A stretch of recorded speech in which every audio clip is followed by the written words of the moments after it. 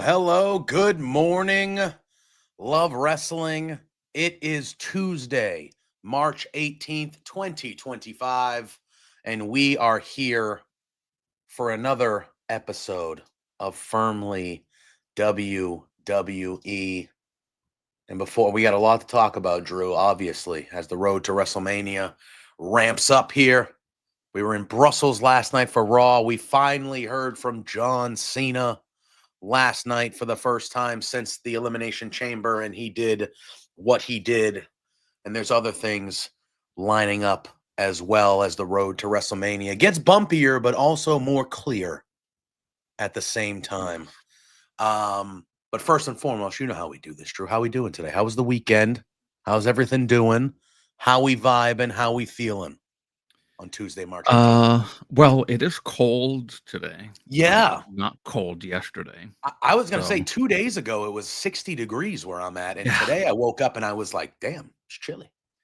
The Northeast, baby. That's how we roll. You got to love it. You got to love it. When the sun is not out, it's 30 degrees. When the sun is out, it's 60 degrees. Yep. You got to love it. That's what happens. So, I'm okay. We did not have a Firmly WWE last week because I was under the weather. Yes, you were not having a good time. I've since recovered for the most part. But that's still I'm gonna say I'm 70% better. So, Okay. That's not bad. After Firmly AEW last week, unfortunately I started feeling bad again. So yeah, that was kind of a yeah. So but other than that, I am doing all right, and I want to just formally say I am now single. Wait, what? It's John Cena. We got dumped. We all got dumped last night. We are all currently single. Every single one of us. I was like, you're married. What the hell happened? That all happened in the span of a couple days? Jesus, that was quick. I knew that was going to get you. So that's why I did it that way. As it says right down here, broken up with, because John Cena has broken up with me, as well as everyone in the world. Well, okay. Obviously, that's where we're going to start. Duh. I mean, how are we not gonna start there, Drew? Brother. Okay, let's get into it. Let's not beat around the bush. Let's get into it. Last night. Yeah, exactly, Dan. Exactly. For anybody watching, if you're watching on the YouTubes, click that bell for notifications so you get notifications from all the things we do here at Love Wrestling. Click that thumbs up to like the video. That helps us out a lot in the algorithm. If you want your question, your thought, your concern shown on screen, send a super chat. If you send a super chat, we are guaranteed to show your comment, your question, your concern on screen, as long as it is appropriate and within reason. So don't be a smart guy or girl or in between out there. But if you want us to talk about a specific topic, something you felt like we didn't talk enough about, we haven't talked about, you can guarantee that we talk about what you want to talk about if you send us a super chat here. So be sure to do that. All right, Drew. Last night, they're in Brussels, Belgium. Show starts. Everybody knows Nighttime in Brussels, not nighttime here. No, it was in the afternoon here, but started at 3:00 Eastern. Afternoon wrestling on a Monday. Who would have thought? We know John Cena's there. We know him and Cody are in the same building for the first time since Elimination Chamber. We've heard from Cody a few times. We've been waiting almost 2 full weeks, a little over 2 full weeks, Drew, to hear from John Cena about why he did what he did, about why he aligned with The Rock, about why he did what he did to Cody Rhodes. And the show starts, and it's the same music, Drew. I know everybody was talking, oh, there's going to be new music, new presentation, new this, new that. Everyone was like, it's going to be completely different. And guess what, guys? From a visual standpoint, there was nothing different. The same music. He walked out in his same John Cena hat, same John Cena shirt, the jean shorts, the sneakers, but it was the tone. He walks out, very slow paced. He holds up the towel, but barely holds up the towel, not excited about it. And then it was that great camera shot, Drew, of not him running to the ring from behind him like we're used to, the slow walk, deadpan face, but it's from behind him. And I thought this was an incredible camera view because the camera stayed behind him for the whole entrance, and you saw John Cena slowly walking to the ring, and you could see every fan on the barricade just pointing at him, booing him, yelling at him, saying, why did you do? And it's just that slow walk right through it where he's just like, beautiful. Okay. It was beautiful. Oh man. Right from the front, right from the top, I was like, oh shit. All right, here we go. He lays the towel down kind of on the skirt of the ring, and he gets in the ring. Yeah, I was gonna say, Sandy. Yeah, you got the perfect Raw. You got the perfect timing for you guys the next couple weeks. And here we go, man. So he gets in the ring. Overwhelming heat for John Cena. First of all, when the music hit, the boos strong. Oh my God, very strong, very loud. Yes, haven't heard that type of vitriol for Cena in quite some time. He gets in the ring. Massive John Cena sucks chance, like the kind we heard like a decade ago, like in the heat of it with Cena. Yeah. Like that's the level we were at. That's the level we were at last night. But then some Let's Go Cena started. Oh yeah, also.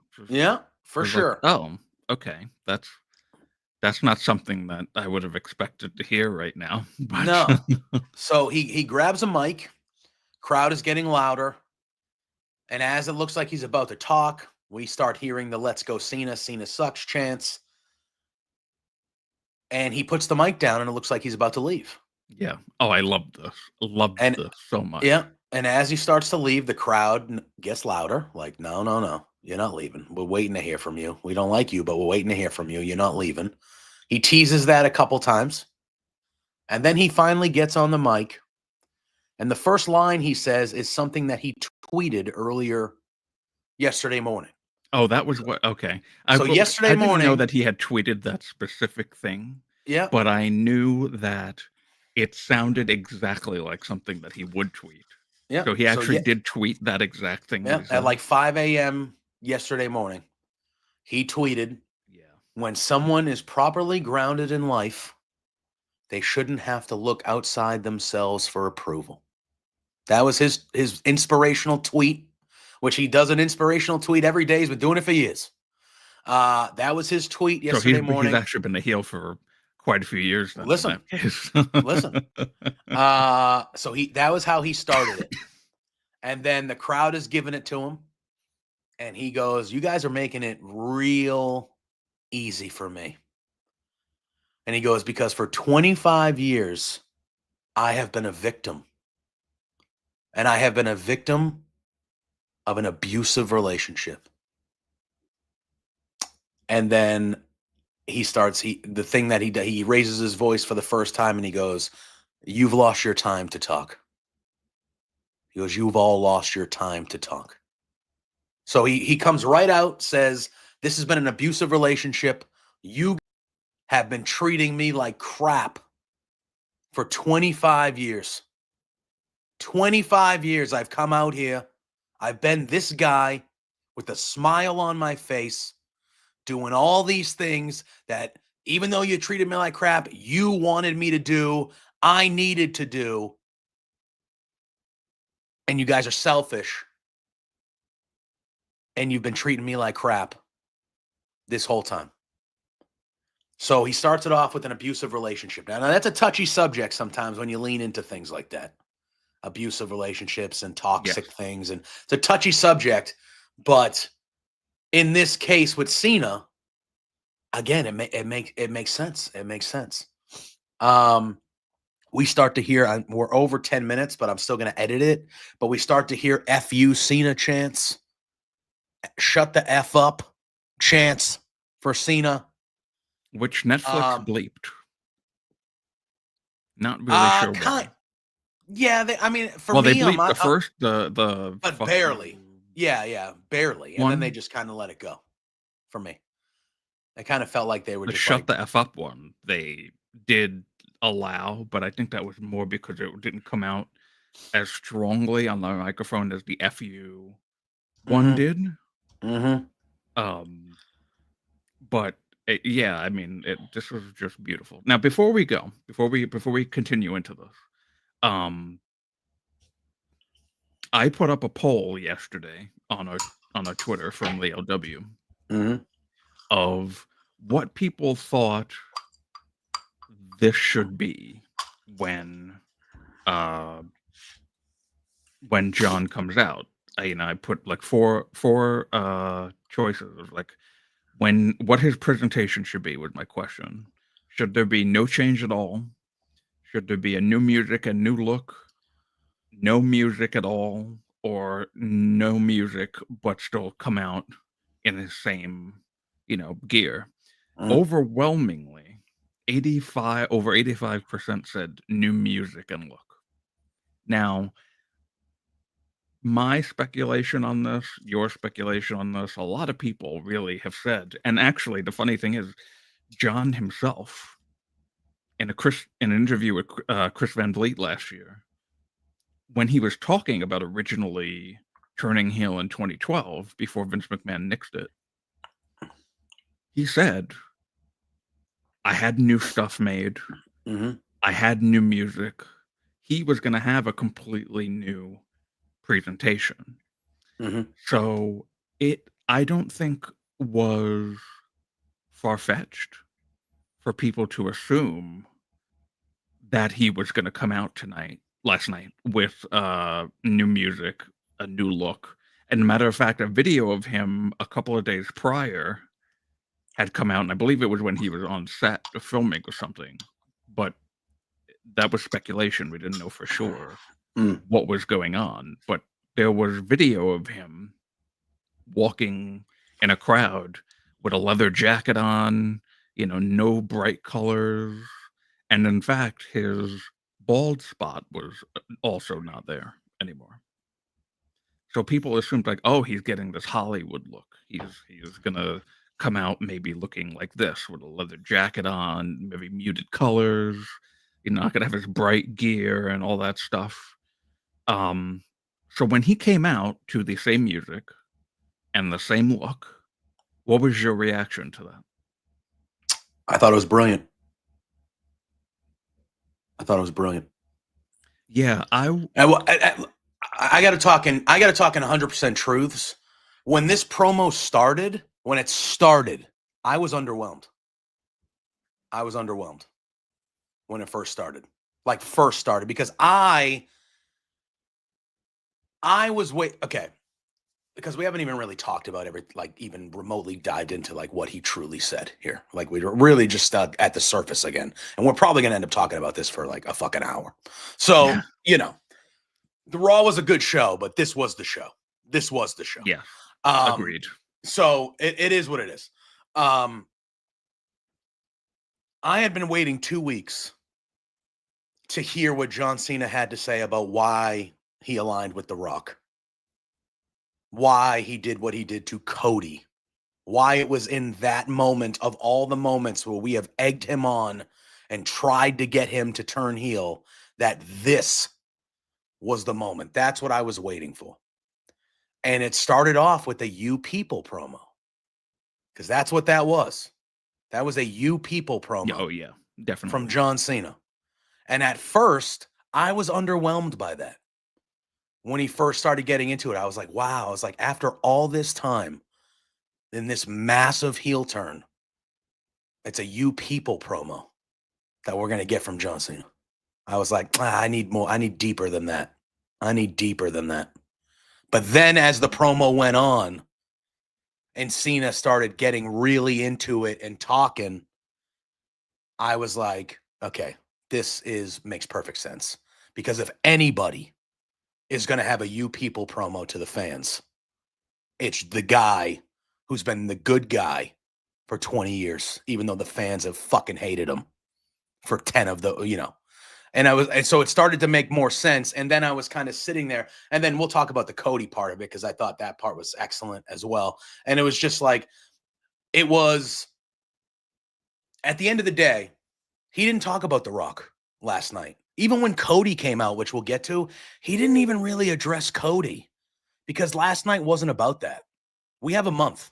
Last night wasn't about why he aligned with The Rock. Last night wasn't about why he did what he did to Cody. Last night was his address to us, the fans, because he's been our guy, even though most of us didn't want him to be our guy for a long time of it.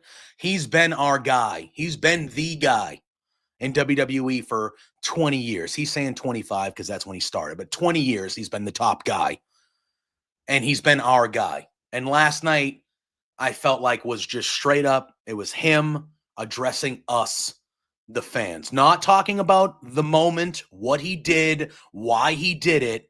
That was just his address to the fans. Let's talk about our relationship. Because our relationship, as he said. Yes, which, abusive. I don't. So he's 100% right.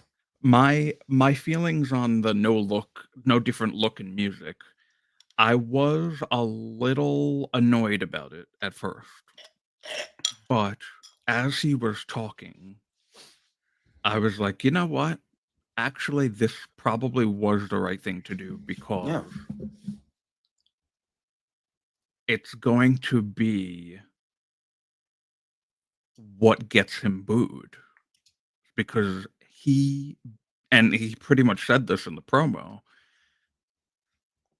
he being him being himself for all these years is what has gotten him booed. Winning, wearing the bright colors.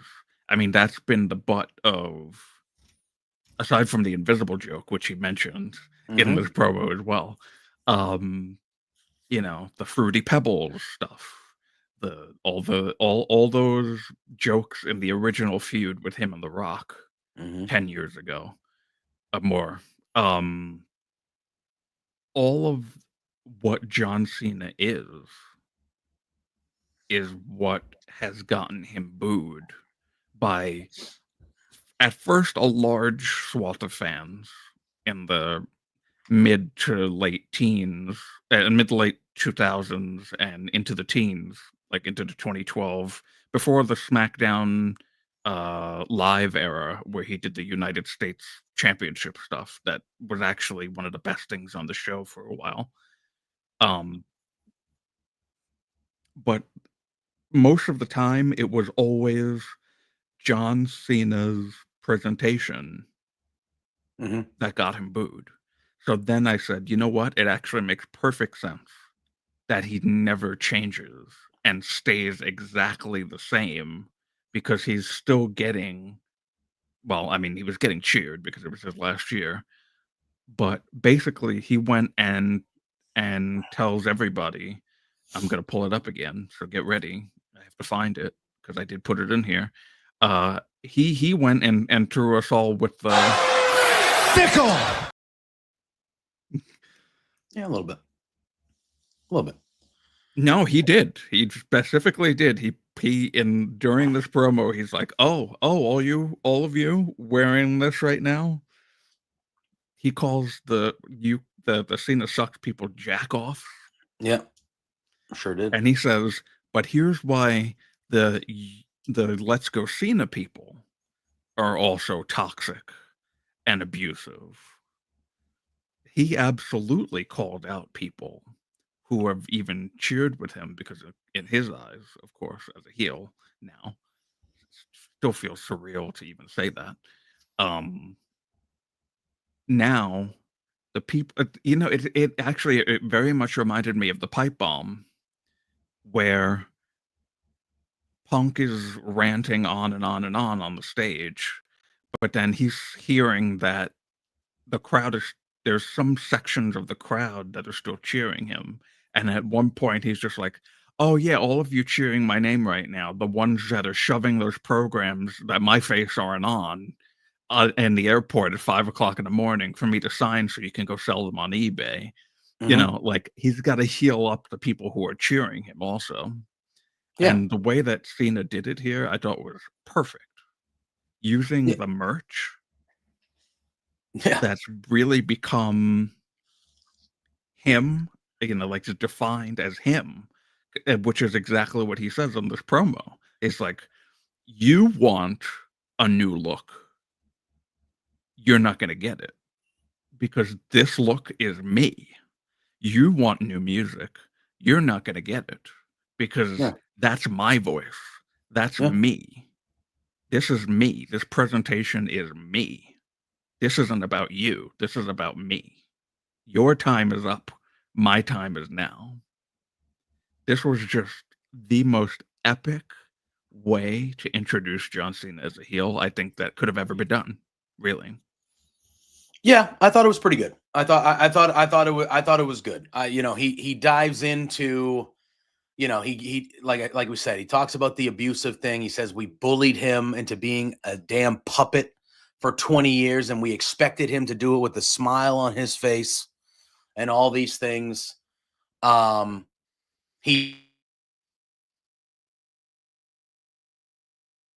not a heel. He uses those terms right in the promo. That was weird. I know that's a thing they're starting to do, is they're starting to take those kind of like, behind the scenes wrestling terms and throwing them in. Yeah. Like he openly just said, I'm not a babyface. I'm not a heel. I'm a human being. He says, I'm a human being. He says, each and every one of you have been awful to me. He goes, it's been the same damn noise for 25 years. And he goes, when I first got here, you let me know that you hated me in moments of embarrassment and shame. And what did I do? I would change myself. He goes, hoping you guys would like me. And it would work for a second. And then eventually that wasn't enough. He goes, so I worked hard like I always did. I started to win. And like you said, he goes, I started to win. And he goes, and I won a lot. I won a lot. And he goes, and when I won a lot, you hated it. It wasn't enough. He goes, so I spent the next 10 years trying to give away everything I possibly could. And it still wasn't enough. And he goes, and now I'm in my final moments. And he goes, what can I do? I can walk away. He goes, I can say, he goes, I come back last year.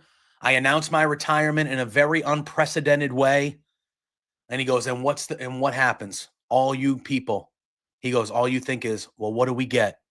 How many matches are we going to get? How many dates is John going to do? What dream matches are we going to get? We got to get him and Punk again. We got to get him and Randy again. Him and Cody has to happen. We're talking about all these dreams. Oh, what do we get? What dream matches are we getting? When's he going to retire? When's his last match going to be? Where's it going to be? All this. It's all about us. It's all about what do we get to see from John Cena on his final year. And he goes, and not one of you sons of bitches asked me how I feel. Oh, not one. That was twist not the knife. One of you sons of bitches asked me how I feel. And I just thought, man, all right. And I was like, that's where I was really like, okay, I'm in on this. Then the crowd starts doing a little bit of the na na na, hey song a little bit. And Cena stops because the crowd, which was amazing, because the crowd is obviously a European crowd, so they're lively and they're great and they're doing their chants and they're singing and doing their stuff. But the whole time that Cena is speaking these words, these fans are proving his point by the way they are acting. Exactly. Telling him to shut the fuck up, saying fuck you, Cena. The John Cena sucks chants. They are and half the time he's like smirking. He's giggling and he's smirking. He puts the mic out and he looks at the camera and he goes, get all of this. Like, don't edit it. Get all of this, because they are lit. And he puts the mic out like, please keep going, because you are literally proving my point of what I'm telling you right now, of why, my relationship with you is why I partly did this. And you guys, the way you are treating me right now during this moment is the reason. This is the reason. Yep. And it all worked. It all worked. The thing is before we get to the Cody part, because Cody's going to come out now, and it's just like, man, it was just so surreal to live through the genuine first. I mean, it's not the first heel run of Cena, but his first heel run was so short because the rapping gimmick in 2004 got so over that he very quickly became a face again, and he was quickly moved into the top, being the top of the company, and people were cheering him. This was before maybe like 2006, 2007, when people were like, okay, pump the brakes a little bit. The winning that he mentions, the winning is getting to be a little bit too much right now. So this is like, I feel, the genuine first true heel run of his. And after being a babyface for as long as he's been, and just his mannerisms and addressing the crowd, he would start the thing, he would address Stu, the cameraman, didn't even talk to him, didn't say anything, and he would toss the towel and just charge to the ring, and then take the hat off and do the whole spiel. And just seeing this whole new version of him, very slow, very somber, angry, shouting out at the fans. He points to a kid at one point and is like toxic, dysfunctional relationship. It's like, holy shit, man. Yeah. That kid's like, what the hell did I do? And he's like, huh? She's there in his Cena shirt. That kid's just like, what? What you talking about me? Anthony, I mean, he didn't go into that too much. I mean, obviously he talked about winning a lot. So if you take that, again, we got time to go. He's going to be there for the next, so I think he's going to eventually dive deeper into that stuff. I didn't take it a lot that way. The winning stuff, like that one line about winning, maybe, but I think he didn't really dive in too deep to that. But I think you could sense that him leaning into saying, I won a lot, and kind of that stuff. I think that was kind of him leaning into, the boss used to pick me to win all the time, and you guys didn't like that kind of thing. He's not, we're not going to mention it. Look at that. The dude's not going to be mentioned, but I think there's a way that Cena can lean in to that side of it too, if he wanted to, and get a little bit more heat. If he wanted to go that route, I don't think they will, but no, I'm sure they won't. There's a way that they could reference it without referencing it. And that could, they're here, Sandy. Just you wait. Yeah. They will come on eventually. And he ends his side of the promo before Cody, where he starts, you talked about the people with the shirt. He starts to point that out, and he says, you don't wear my short for support for me. You wear it to feel good about yourselves. He goes, you wear hustle, loyalty, and respect. He goes, I live that every day. He goes, you buy the words, never give up. He goes, I'm the definition of perseverance.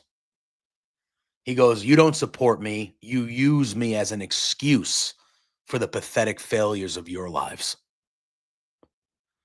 And he goes, and then he goes back to the toxic relationship. There's more shut the F up chants. And he says, and that's when he leans in and he goes, I'm breaking up with you. He goes, whether you like me or not, you're dumped. This is over. I don't need you anymore. I don't care about any of you. You do not matter to me. And then he goes, and there's no noise you can make.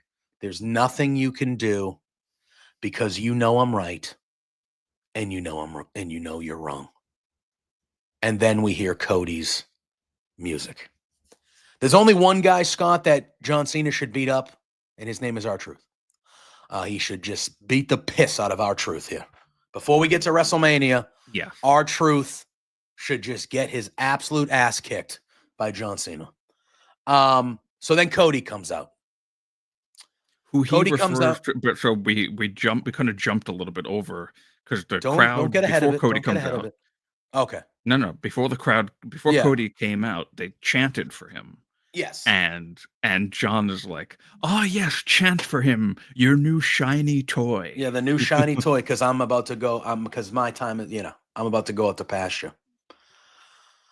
So Cody comes out. Goddamn. Looking good in a full suit, all that stuff. He grabs the mic. He says, "Oh, you said the fans have given you their they've given you their worst." He goes, "Well, I'm here to tell you that they've also given you their best because they knew you could handle it. They knew you could take it because they knew you were special. They knew you could carry it. That's why they give it to you.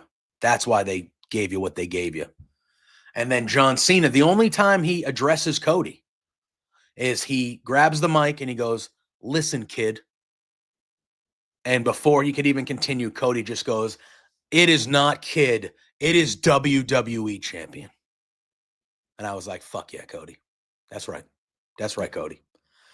And then he goes, and John, he goes, "I'm going to ask you, who the hell do you think you are?" He goes, "Where's the guy on the shirt?" He goes, "Where is that guy?" He goes, "Even after what you did a couple weeks ago, I was excited to go week to week, face to face with John Cena. And instead I get this. This is what I get." And he goes, "This John Cena better not show up at WrestleMania. Because if this John Cena shows up at WrestleMania, I'm going to run through you." He goes, "I will run right through you." And I like that. I like Cody being like, the old John, that guy that you're trying to get away from, he better be the one that shows up at WrestleMania, because if this version shows up, I'm going to destroy you. Like, this John Cena has no chance against me. Like, I need the old John Cena. So I like that little part of it.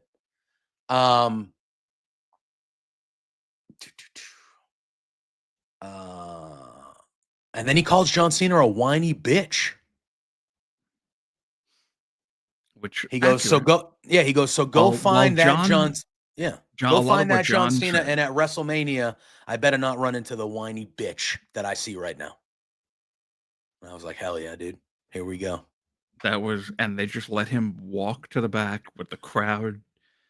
It really is like this whole feud is the passing of the torch, because, and who would have thought, really, Cody Rhodes,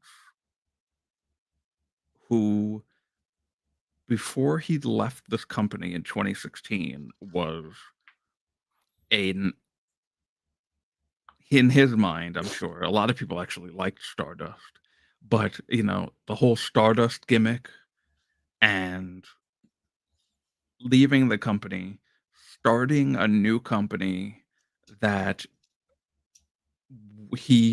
I'm guessing in the beginning, thought would rival WWE in a way that no other company ever has before, which is actually pretty accurate. AEW right now is, while it's not like, it's not, they're not a rival per se to WWE, but more the 1B. You know, like no show going up against I mean, a WWE show is going to do more ratings or do more, you know, not like, anymore. at least right WWE, now. yeah, WWE is performing at a level where no one is close. No one is So close. it's Oh, don't get. We do a show about AEW. I love AEW. They are not even in the same stratosphere right now. Not even close.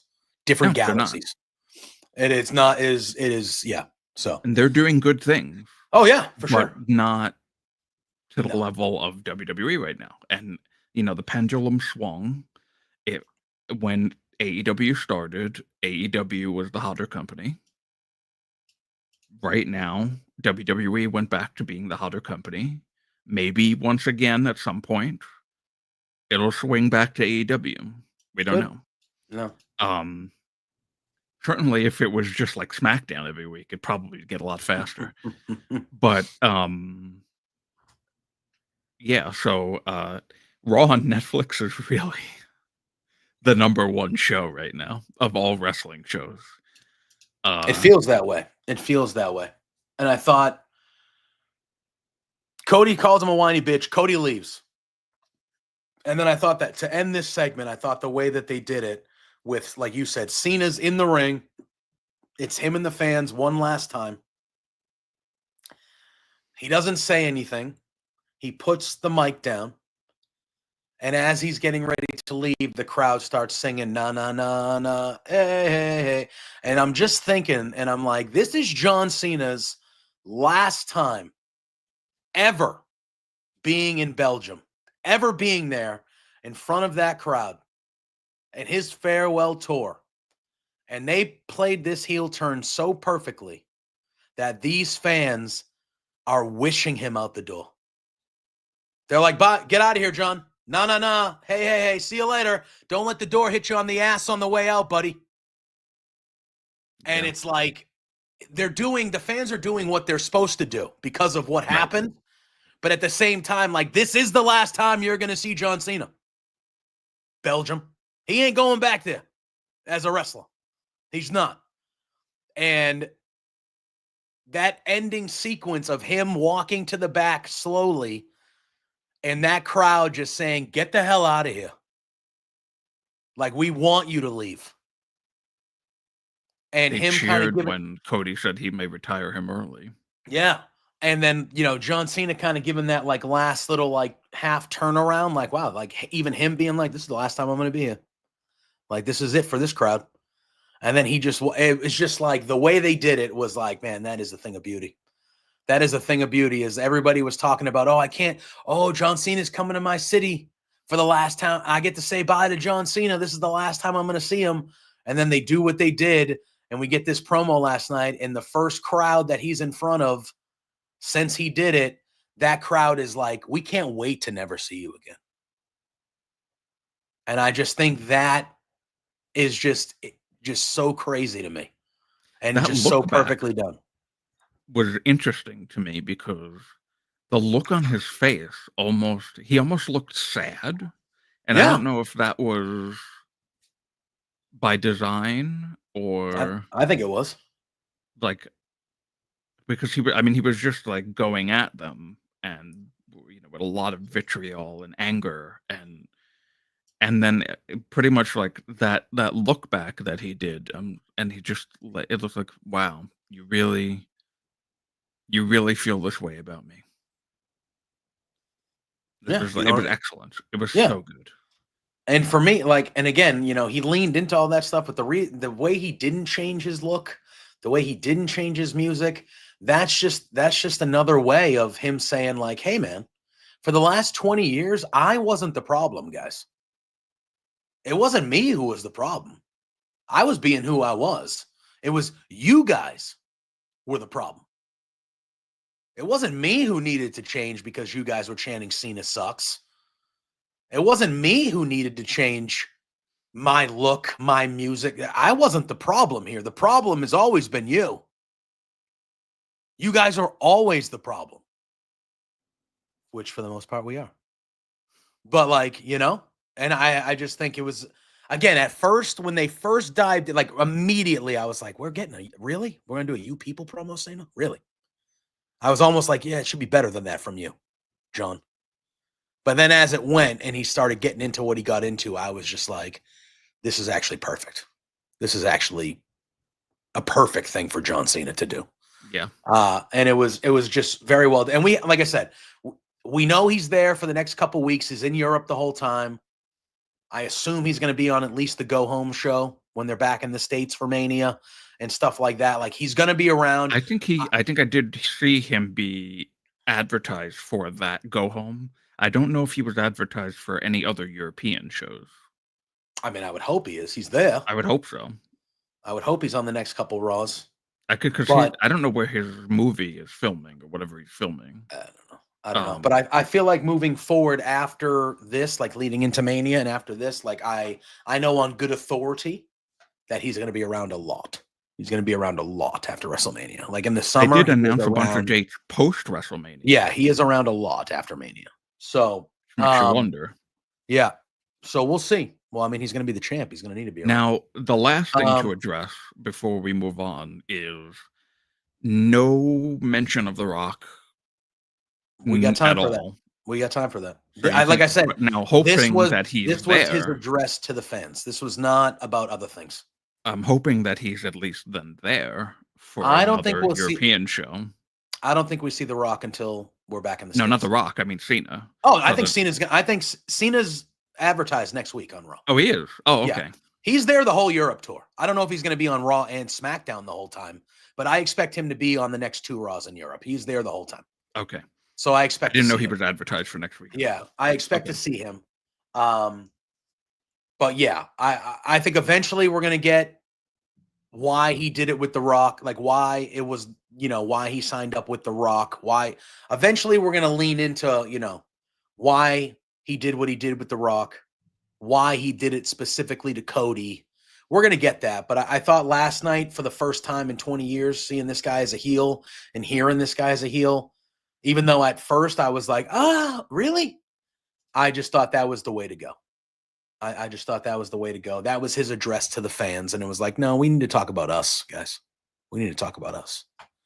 And I thought it was perfectly done, man. I thought it was perfectly done. There were Y Cena Y signs. There was also a Die Cena Die. There was. I saw that. Well, which makes sense because Die Rocky Die makes 100% sense. Yeah. Oh, I liked it. All right. So that was the opening segment. John Cena, Cody Rhodes. Very, very good. I watched it 3 times, Drew. I watched it 3 times, that whole thing. Oh, really? First of all, that segment went 35 minutes with no commercials. 35 minutes. Could have went longer. It could have. I mean, you could tell they were making up for the commercials the whole rest of the night. There were commercials like every friggin' 5 minutes. It felt like the rest of the night. But either way, tremendous. And then we start to get into our first match of the evening, Drew, which was Ludwig Kaiser versus Penta in a no-hold-bar match. Penta's entrance is just, gets better every week, man. Gets better every week. Here's my thing. This match was a lot of fun. You could tell, I don't know if that segment just ran way long at the top of the show, but we didn't, like, the matches were all, I thought the matches for the most part were all pretty good last night on Raw, but they were all short. There were no super duper long matches last night on Raw besides the main event. Like the rest of them were all 10, you know what I mean? Like this match with Ludwig Kaiser and Penta, this was not a super long match. It was a good match between these two. However, I will say for a no holds barred match, there wasn't a ton of no holds barredness. Yeah, that's true. They really only used like chairs. They used the chairs. They had a couple spots on the announce table, which was good. Ludwig Kaiser did like regular matches have that. Exactly. You know what I mean? So like it was kind of like they didn't do any massive high spots or big spots, but they did good spots. I thought the chair stuff with Penta hitting a couple super kicks, like Van Daminator style. Yeah. And then he did his Penta driver on the chair. I thought that was a good little way to finish the match. And again, these two guys, their chemistry is insane. Like, I could watch these two guys wrestle all the time. They are great. They're both great individually, but they're both really good paired together. Again, I thought this was a good match. I just didn't think it needed to be called a no holds barred match because it wasn't, you know what I mean? It was kind of on the softer side. It was of a really a no-holds standard barred. match. For the They most could have part. called it a chairs match. Exactly. You could have called it a street fight, anything, street fight, whatever you want to call it. Yeah. Yeah. Belgium brawl. Yeah. Wait, they're in Belgium? Yeah, Belgium. Yeah, Brussels. Yeah, Oh, you yeah. could have called it a Brussels brawl, or you could have, but it was a good match. It was a good match, as you expect. Penta does get the win, though, with the Penta driver on the chair. And then Penta does get interviewed on his way back. He's interviewed, and he thanks the crowd. He tells them he loves them, and he says that the Penta new era isn't alive only in Europe, but it's alive on every continent in the world. And he's asked what's next for Penta. And his response is, I don't care what I have to do, but the Intercontinental Championship is next for Penta. And he says, I promise I'm going to win the title because I'm Penta and I have Cero Miedo. Sandy, I would agree. Spectacular on that front. Spectacular. I love that. So that was that. That little tie thing, the collar. Listen, I don't want to get too into it. But that specifically for me, that might be number one in the company. That might be number one in the company.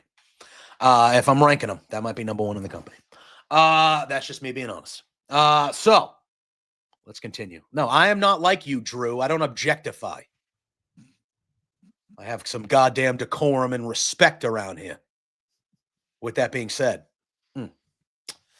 So, back from commercial, we have the Judgment Day. First of all, I thought when they did all the backstage arena shots in this show, just graffiti all over the walls of this venue that they were at. Just it littered. Looked kind of funky. It looked badass. Cool. It looked like a badass place.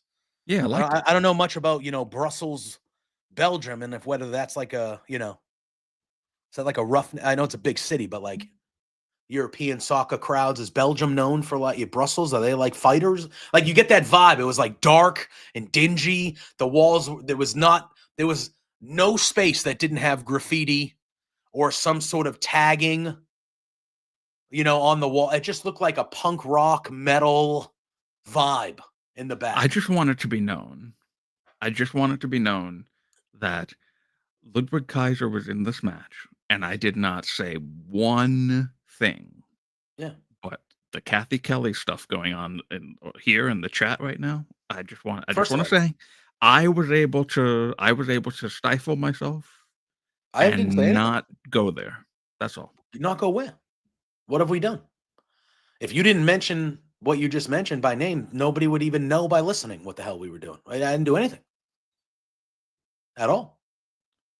You're the one that just made it weird. Okay. I just said one of the top in the company. That's all I said.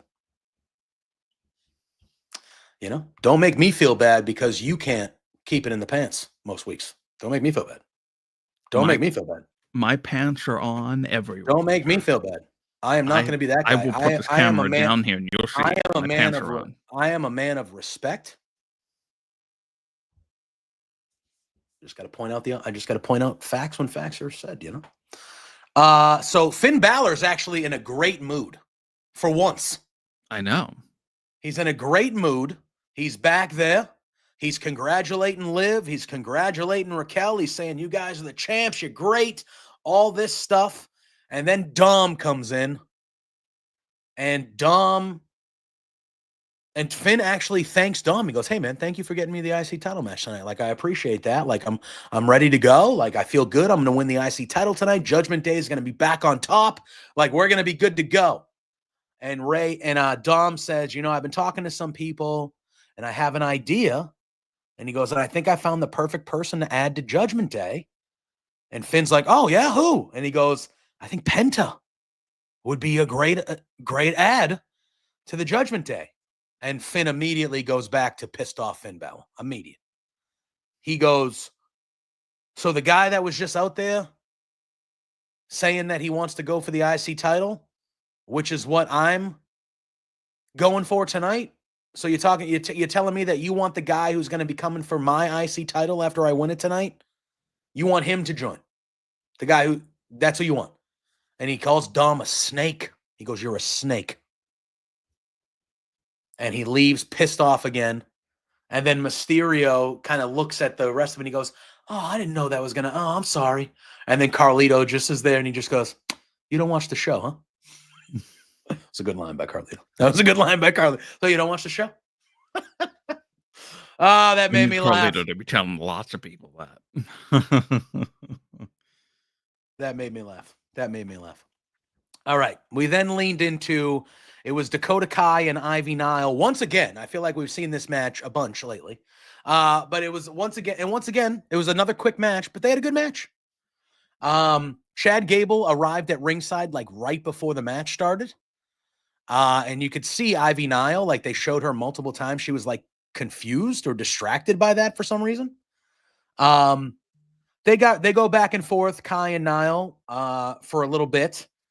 And then out of nowhere, we see Dragon Lee and Rey Mysterio make their way to the ring, and they attack the Creed brothers who are at ringside to even the score. And then they chase after Chad.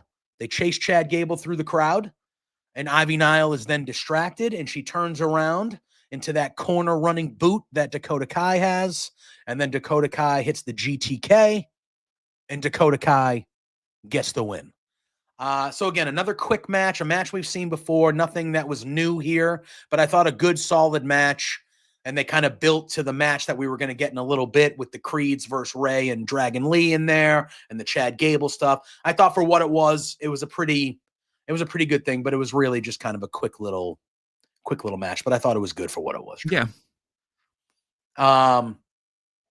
Apparently Dakota has a new theme. Yeah, she did have a new theme. I did not notice. I noticed it, but I'm not enough. Not many new to, themes lately. Yeah, not enough, which is a good thing. They need to get new music because the themes have been the worst they've ever been in the history of the company. So new music is good. But I didn't really notice it. I need to hear it again. And then it was time for our contract signing, Drew. Bianca Belair, Io Sky out there to sign their contract for their title match at WrestleMania. Adam Pearce is running things, so you know shit's about to hit the fan. So, as always, baby. Wouldn't be Raw if it wasn't.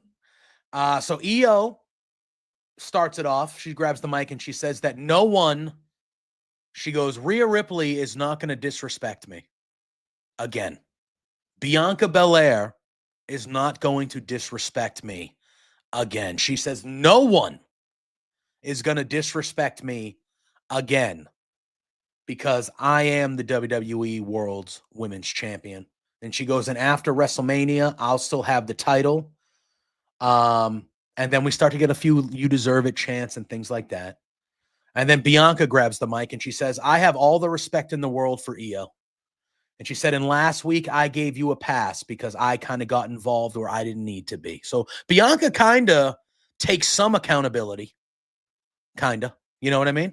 And she goes, I gave you a pass last week, but I'm not going to let you put your hands on me again without paying for it. And she goes, I'm going to win the title at WrestleMania. And she signs the contract. Bianca signs the contract. Pierce says it's official. He thanks both of them. And, at first I'm like, oh my God, are we going to get we're going to get a peaceful little thing here? Nope. Rhea Ripley. Massive pop when Rhea Ripley's music hit. Very loud. One of the loudest of the night. Rhea gets in the ring. Pierce is immediately calling for the refs and like security to come out here, like, so nothing happens.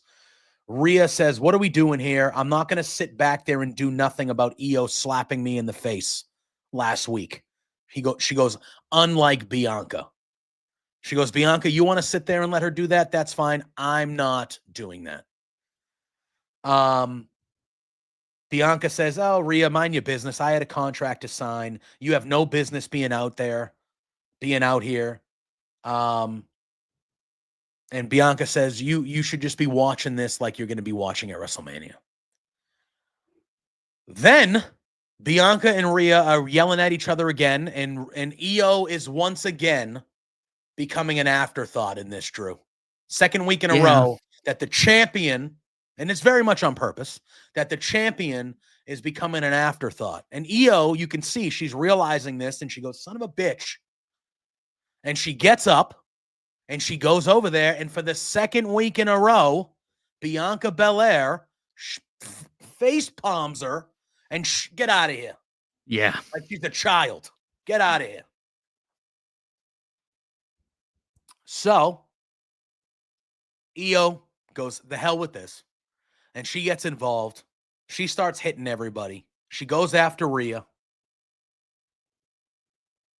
Rhea hits Bianca, and Bianca's laid out on the table.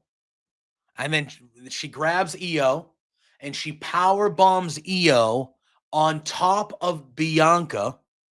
The table does not break, Drew. I don't know if that table was supposed to break or not, but the table did not break. No, it did not. So Io gets power bombed on top of Bianca, and then they're both laid out on the table, and then Rhea Ripley grabs the contract that is already signed by both Bianca and Io, and she just signs the contract. Just signs the contract. And Pierce is looking at Rhea like, "No, like this is not how things work." And Rhea's like, "Look it. And Rhea takes the contract with her too. Like she signs the contract and she takes the contract with her to walk back. And Pierce is like, "That's not how things work. That's not how this works. You can't just put that. Doesn't matter." And Rhea's like, "I'm on the contract, yo. I'm on the contract." And then later on, there was a backstage segment as well where Pierce is trying to talk to Rhea, like putting some sense into her. And Rhea's like, "Nope, just put contract." And Adam Pierce is like, "That is not how this works." And Rhea's like, "Just do it, man." And then Bianca showed up again, and they started brawling and things of that nature. So obviously, Drew, like we talked about last week, like most people saw the writing on the wall, this is 100% going to be a triple threat match at WrestleMania. Rhea will 100% get inserted into this match, obviously. And this match at WrestleMania is going to hump. This match is going to rule. All three of these girls, going to rule. But again, I don't know if Rhea Ripley's never been around a contract before. But that's usually, you can't just show up and put a name on a contract, Drew. You just can't. That's not how it works. I'm going to be honest. I'm not really thrilled at how they've been presenting Rhea since she lost the title. She's being made to look like a weaselly, sniveling, douchebag. And really, the only reason why she lost is because of her own fault. She decided to focus on Bianca instead of her own match. And this whole "Oh yeah, so my name's on the contract now, so I'm just in the match." It's very heelish. I've not gotten any babyface vibes from her since she lost that title. And I think that's on purpose, though. Yeah, but she shouldn't be the heel in this. She's not going to be coming out of it. I mean, even because technically, if you look at it, right, technically all three of these women are baby faces. Technically. Right? There needs to be an antagonist. The crowd was booing Bianca, by the way. Which is, I do believe, look, we got a month to get there, but I do believe when we are exiting WrestleMania, Bianca Belair will be the champion, and Bianca Belair will be a heel. Do you notice how Bianca has worn nothing but black since Elimination Chamber? I did not notice that. She's worn nothing but black since Elimination Chamber. You notice an attitude change in Bianca since Elimination Chamber? A little. Yes, I have noticed an attitude change. And they're leaning into it. They're saying, oh, well, she's going through a lot. She watched her two friends fight, all this stuff. So they're like, yeah, there's enough reason for her to have the attitude change. But have you noticed a little bit of an attitude change? Yep, that is true. They had that segment on SmackDown with Jade, Naomi, and Bianca from a couple weeks ago. Bianca and Naomi were both wearing all black, and when Jade came out, she was wearing all white. At Elimination Chamber, Bianca and Naomi's gear were both white. When Jade returned, it was all black. There are things, extra layers to this that they are. Bianca is going to be a babyface heading into WrestleMania. Bianca will not be a babyface heading out of WrestleMania. And that is just how I feel. So I feel like them, when you have three baby faces and three over baby faces like this, I think Rhea is being insecure because she knows she blew it. She knows she blew it. And she's blaming Bianca for her blowing it when in reality it was her own fault. And I think instead of like this petulant child type of booking is just, I don't like it. That's fair. But like at the end of the day, it's going to lead to her. Somebody has to be the antagonist of these three. That's just the way they do it. Because technically, we have another triple threat match that we're going to talk about in a second because we weren't here to talk about that fabulous cage match main event last week. We have another triple threat on the men's side of things that technically is involving three baby faces as well. And someone is going to have to be the antagonist of the trio there. Not necessarily a baby face, but one of the three, just like in this example, one of the three needs to be kind of leaning that way. Because if you just have three good guys, good girls, WWE doesn't operate that way. You know what I mean? So I'm intrigued. I will say though that Rhea has been acting like a pet, like a child since she lost. But I think that's more because of her own insecurities, because she knows she blew it. She knows she fucked it. That match was won, Drew. Yeah. Her ticket to WrestleMania, that match was won. That match was won. This was like, I don't want to get into it really, but I'm not a fan of her losing the title a couple weeks before WrestleMania and doing this whole petulant child thing just because she focused on Bianca instead. I don't like it, but other people can. That's fine, but I don't think she should have lost that match. Nothing against EO at all, but the story should have. That's where I disagree because I think there was not enough time to properly build for Bianca and Rhea 101. We've talked about this already. Yes. Not enough time. That match needs a 6 month to a year build for me. I would rather have gotten that than what we're getting now. I would not. I think the triple threat is going to be maybe the match of the weekend. I think it has potential to be the best match of WrestleMania weekend with these three.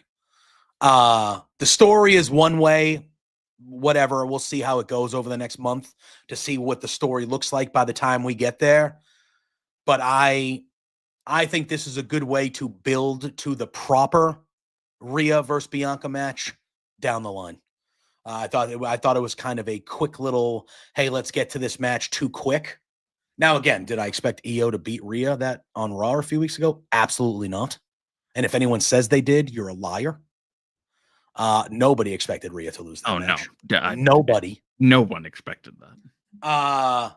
With that being said, a triple threat with these two, with these three, it's going to be special. It's going to be special stuff. All right. We then had Jey Uso in the back of the arena, cutting a promo, making his way to the ring, not going through the crowd. Not going through the crowd. You're going to keep those glasses on real quick for this segment, Drew, because this was real quick. Good, because they hurt my eyes. Good.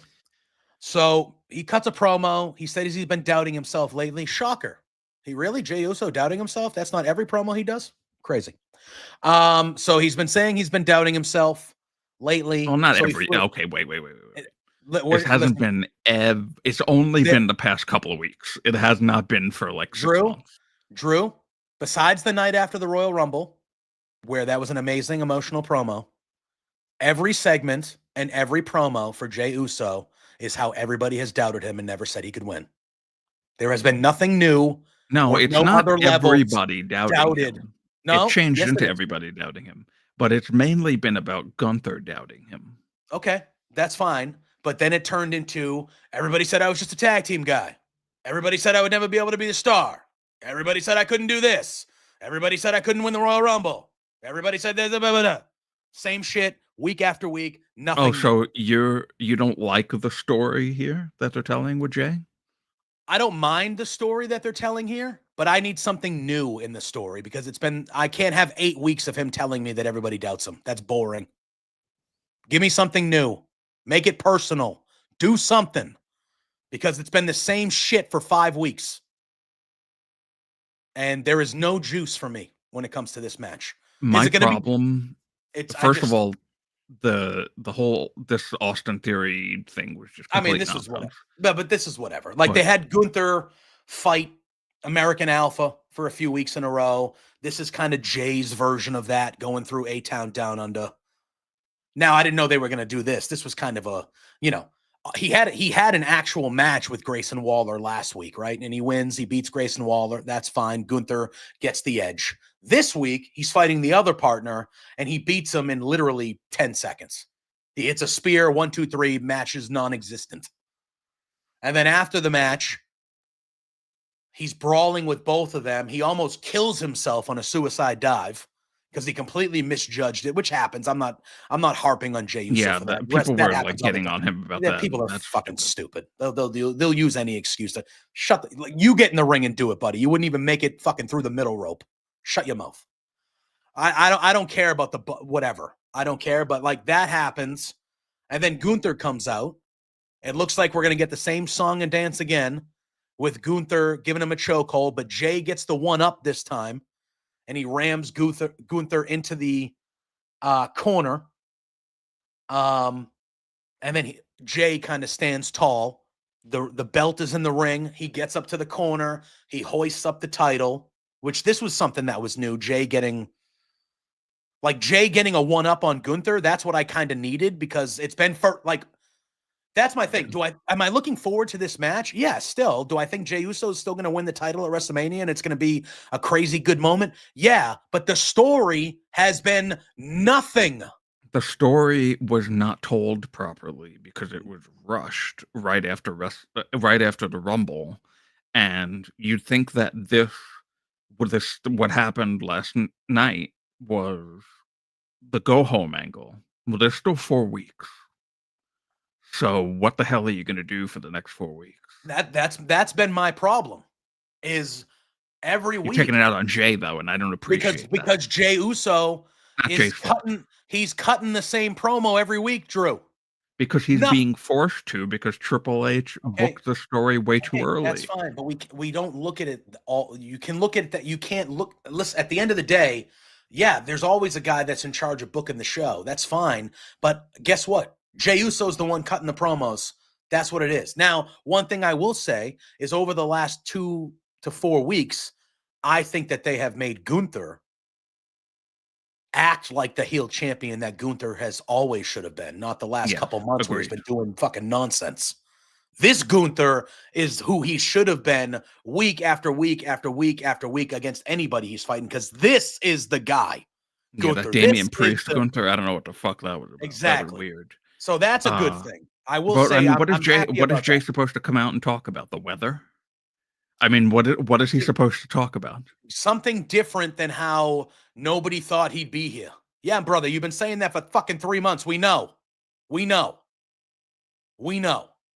Do something different.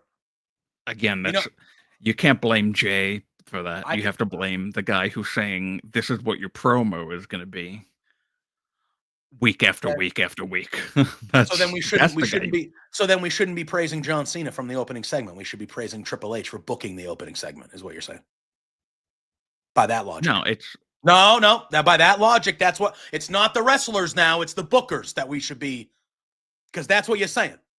You're saying in this case, because you got a little lollipop, you love Jey Uso, And I don't dislike Jey Uso, but because you got the glasses and you love Jey Uso, it's the booker's fault why Jey can't cut a good promo for a month. It's the booker's fault. But when we talk about John Cena at the beginning of the show and how wonderful that promo was, that wasn't the booker. That was John Cena. It's all about the material. It's not about the person that's giving the material. That is not true at all. That is not true at all. What? Okay, well, no. Okay, You let me think that rephrase. they gave It's any not. wrestler what they gave John Cena at the beginning of the show? They cut the promo like John Cena did? Well, no, because number one, it wouldn't make sense if literally anybody else said that. But then it's not just the material. No, it's not just the combination. material, because It's a there's combination. definitely a wrestler material blend where you cannot give a certain thing to just anybody. So that absolutely I agree with. But to say Jay's just saying the same thing He is. every week. He is. Yeah, he is, but that's what the story is. No, that's what the What else story is he was. If he is booked in a promo segment, what else is he supposed to say? A new line. Something. Talk about how your family ain't fucking there when you're getting your ass kicked every week. Where's your brother? Roman's on the damn same show as you. How come this guy's beating the shit out of you every week and leaving you lying in the ring? Where are your friends? And you know what the actual difference is? I'm taking these off now because, good God. What are we talking about? The actual thing is that John's promo isn't scripted. Well, what? Jay's promo is. Again, listen. If you're gonna sit here and tell me that every time I say that Jey Uso cuts a bad promo, because guess what? For the most part, he's not that great of a promo. Sorry, hate to tell you, hate to burst your bubble. It's not that great of a promo. Is he a good promo? Yeah. Can he cut a great promo? Yeah. The Royal Rumble the night after, when he actually showed his emotion, that was a great promo because it was real. That's how he felt. This stuff, it's been the same shit for 6 weeks, Drew, and we got 4 more weeks of it. That's why nobody gives a shit about this match anymore. That's why if you ask most people, hey, what's the match that you're least looking forward to? This is up near the top of the list. This is up near the top of the list on almost everybody's list. You know why? Because nothing's fucking happening in this feud. And you're blaming Jay for that, apparently. So. Listen, I'm not blaming. You want to say it's the booker. You want to say it's the wrestler. You want to say it's whatever. I don't care who it is. All I'm saying is I don't want to hear Jey Uso saying the same thing he's been saying for 6 weeks for another 4 weeks. So figure it out. Make me invested. Because I'm not Jay's anymore. Job. Okay. Well, yes, it is, actually. Yes, it is. When you're on screen, it's your job to make me invested. You are the performer. You are getting paid millions of dollars. Figure it out. Plenty you of can only do you know how so many much. you know how many terrible promos Kevin Owens has been given in his WWE career? A lot. Do you know how many times he's made them into the best he could and actually entertaining? A lot. What bad promos? There are wrestlers that get shitty creative and shitty promos all the time. And some of them make it into something that is semi-entertaining because they are at a certain level, and some don't. And right now, Jey Uso is not. He's not.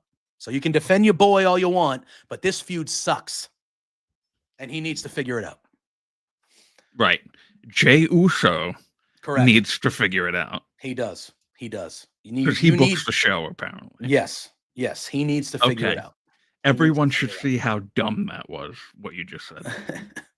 Well, listen. I hope that everyone notices how there we go. Dan Brown. Dumb that was. Dan Brown. The KO Ezekiel Chad Gable segment from years ago had no business being as good as it was. You know why it was as good as it was? Not because of the creative. I can tell you why it was as good as it was. Because of the guys in it. It was as good as it was because Kevin Owens was booked to be the smart one in the segment. So that's why it was as good as it was. It was as good as it was because Kevin Owens made it good.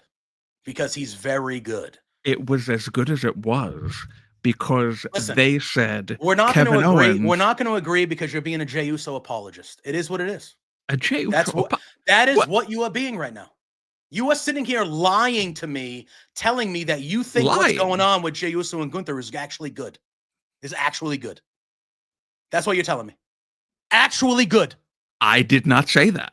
Well, you are surely defending. You put those words in my mouth, sir. I did not say that. You are disagreeing with me when I'm saying it's boring. I said that it is not his fault.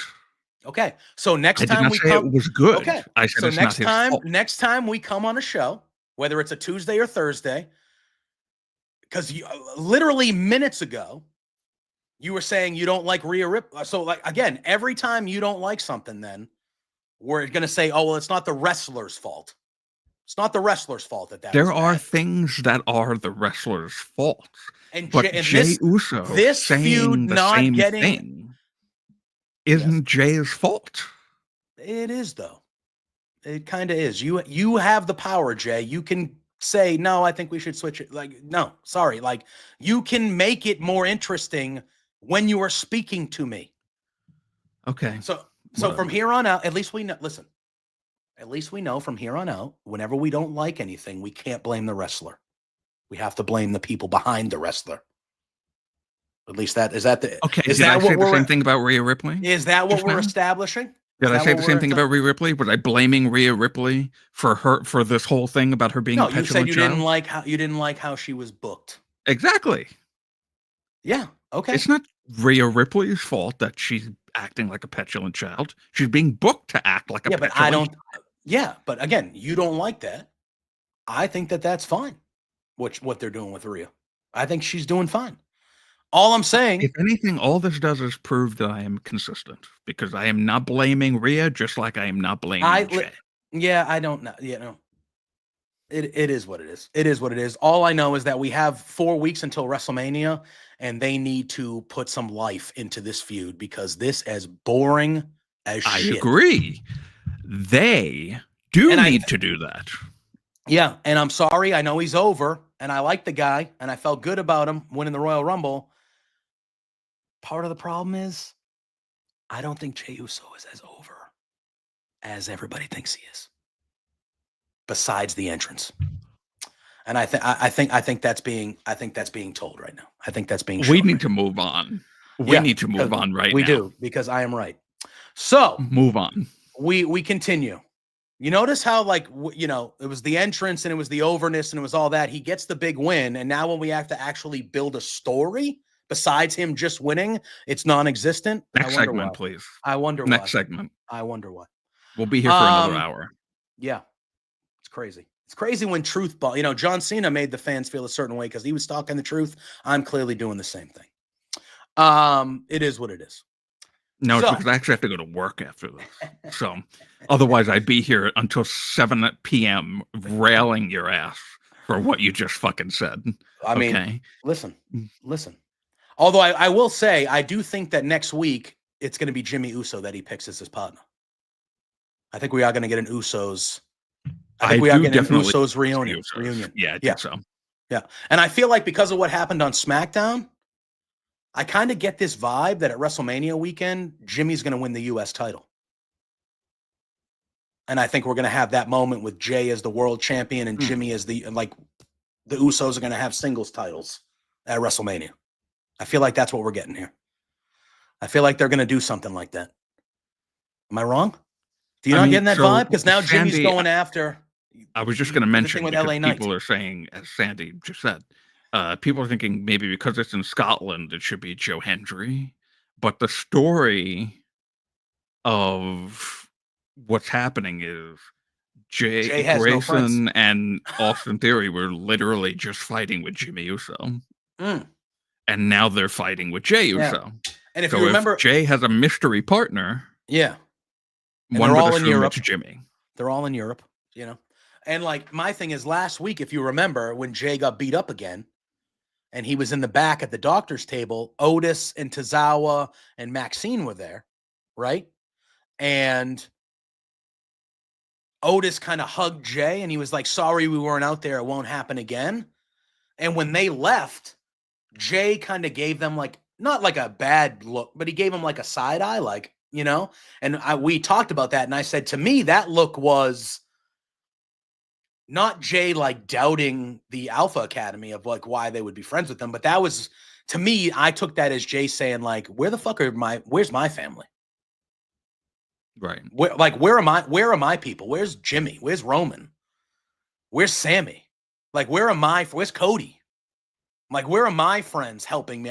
My friends aren't helping me. I got to rely on people that aren't my friends, you know? So I think kind of lumping in Jimmy to this and kind of having a one-time reuniting of the Usos, I think that's a feel-good moment. The crowd will go crazy for it.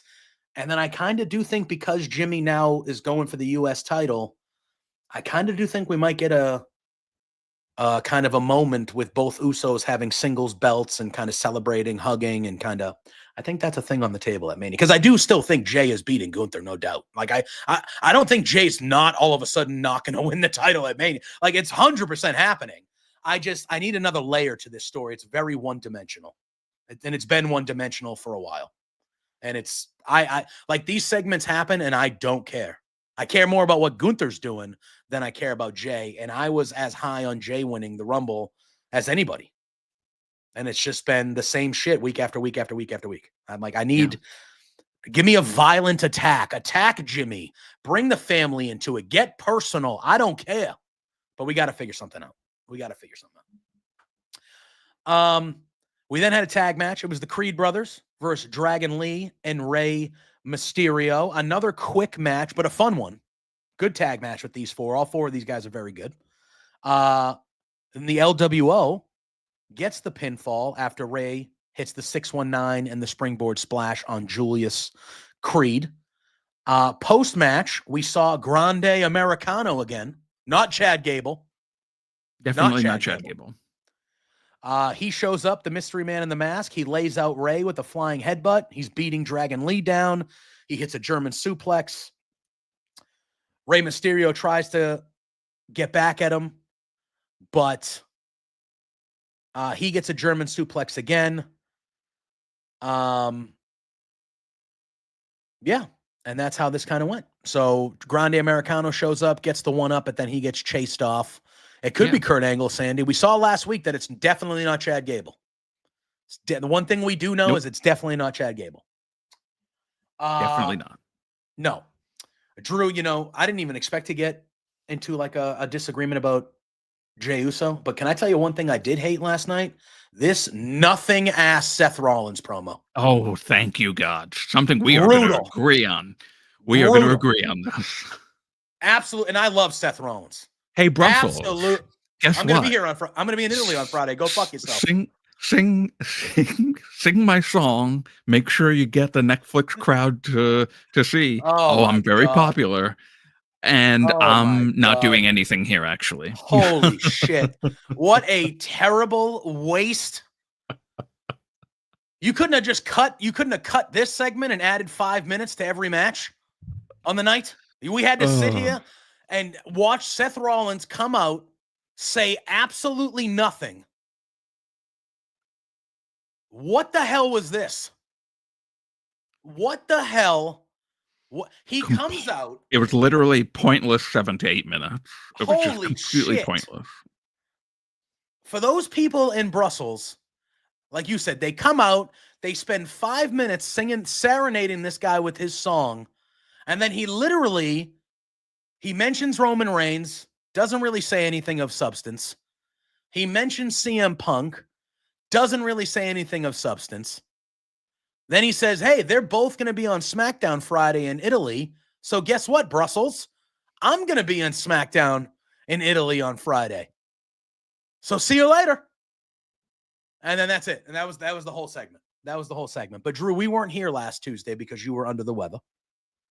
So I do think this is a good time to take a few minutes because last week we had that main event, that steel cage match with CM Punk and Seth Rollins. Spectacular main event. Oh, wow. It was spectacular amazing. Main event, which saw the return of the tribal chief, Roman Reigns, and he pulled Seth Rollins out of the ring to get his revenge. Well, David, it wasn't Seth's fault. It was the booking. That's what I've been told. Roman Reigns returns. Well, no, that is quite I'm literally I'm the kidding. booker. I'm kidding. In that case. I'm kidding. Because, nothing No, is you're the individual wrestler's fault. It's everybody else's fault. Because God forbid we be hard on individuals in 2025. Anyway. Imagine we don't look stupid and think that this is all just kayfabe and the wrestlers going out there saying exactly what's on their minds every week. We're talking about pro wrestling. Well, we don't have to get so serious all the time. It is pro wrestling. We thought a zombie was alive for 35 years. I think talking about kayfabe ain't the worst thing ever. But anyway, Roman Reigns makes his triumphant return. He yanks Seth Rollins out of the cage to beat his ass, not to help him win, but to beat his ass. But he does so and helps Seth Rollins defeat CM Punk in doing so. He hits a Superman punch. He hits a spear on Rollins, getting his revenge. I think we all knew that Roman was going to return last week in that cage match. Yeah. We all had that vibe. What surprised me and surprised a lot of us was the second half of that, with Paul Heyman being in the ring, consoling CM Punk, and Roman seeing it. And that's how they lump Roman and Punk together. As Roman sees it, he gets in the ring. He beats the crap out of CM Punk. And Roman Reigns stood tall over both CM Punk and Rollins to end that Raw at MSG last weekend. Just a phenomenal segment, a phenomenal build to this triple threat, which we will obviously see that build continue in Italy on Friday, as Seth Rollins last night let us all know. That main event last week, Drew, was excellent, and I thought it was a perfect build to this triple threat match, and I think this is going to be a special one. That was an excellent way to now integrate all three of them together. Yeah. Did not see that coming with Heyman. Didn't see it coming. No, yeah, because so Roman looks up and he sees, oh, so what it looked like was, because you don't see Paul Heyman at all until that moment. Yeah. And Paul Heyman's ass ain't hopping over a barricade. No. Roman did that. So what it looked like, now I could be wrong, and maybe we'll get the explanation on Friday. What it looked like was that Roman didn't even know Paul was there. This is what I got. That's the vibe that I got, because he turned, and I thought the camera angle where we don't see it, we just see Roman's reaction to something first, and then they show it. So, like, Roman was the first person that saw it, even before us. Yeah. I thought it was just perfectly shot. I thought it was just, everything about it was great. And it just really took me by surprise. I was not expecting that to be the route for Punk to kind of get because Roman, when he showed up, he wasn't even acknowledging Punk. He was there to ruin Seth. He was there to get revenge on Seth for what happened at the Rumble. He did not care about Punk at all until he saw that. So what I assume is that he did not know that Paul Heyman was there. I would agree with you. Yeah, I think you're right on that assessment. Yeah. So, yeah, because there's no way that they would have had Roman just come out like that with Paul Heyman. That, I apologize to Paul Heyman for saying, "Oh, his ass isn't hopping over a barricade." Yeah, how dare you? The disrespect, really. I couldn't even hop over a barricade, so I'm not knocking him for that at all. I just mean in the sense that Paul was very sneaky, where Roman was out there completely. So that's what makes me go, oh, so I would say Paul probably snuck in the opposite way through where the ring, like the timekeeper, the timekeeper area. Yeah, 100%. So they weren't even in the same area together. So that's what makes me go, oh, well, it looks like Paul went in there not even with Roman knowing, because that look that he gives him wasn't a, what are you, I mean, you could take it as a what are you doing right now look. Mhm. but Roman has never just made a surprise appearance like that in a while. I mean, for a very long time. Mhm. So he's always been with Paul Heyman Mhm. when Paul Heyman was there. So that look to me was, where'd you come from? And why Yeah. are you in that ring with him right now? So we'll see what happens on Friday. Obviously, yes, Sandy, Punk was a Paul Heyman guy before Roman was, way before Roman was. But you could I argue that at this point, Roman Reigns has now become the number one Paul Heyman guy. so It okay. certainly ain't Brock anymore. No. Look, in the scheme of things, to me, even though that guy's not going to be around anymore for obvious and good reason, to me, when I think of Paul Heyman, I'm always going to think of Brock first. I think Brock is the ultimate Paul Heyman guy in the history of the WWE version of Paul. Like, Brock is that guy. For me, he's still the one. But Roman is like, at this point, Roman is one. Like, it's right under that. Like, the way Right. that Heyman has immersed himself with this story since the get-go. But let me throw something at you, because obviously the speculation of this being a triple threat has been around for a while. And everyone's like, oh, the favor was going to be Punk getting into this match. The favor was going to be all this stuff. Because of what we saw last Monday, I feel like the triple threat match kind of books itself because Roman took them Right. both out. So I'm starting to think that Punk's favor is that he's going to want Heyman to be in his corner at WrestleMania. Oh, What do we think about that?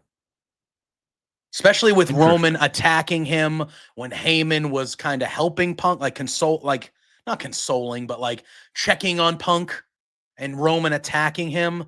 What if what if the triple threat match is booked and Punk's favor is not inserting himself into the match, but it's saying, hey, Paul, you owe me a favor? Well, guess what? At WrestleMania, I want the wise man in my corner. What do you think? I don't know if it's as impactful. You don't think so? Not that. Well, that would fuck with Roman the whole time. Not that. I'm saying that it doesn't make the favor as impactful. Not that him in Punk's corner definitely is impactful for sure. Yeah, I'm saying that the way, like, if you ask Paul Heyman for a favor, yep, I don't feel like being in my corner for a match is favor worthy, if that makes sense.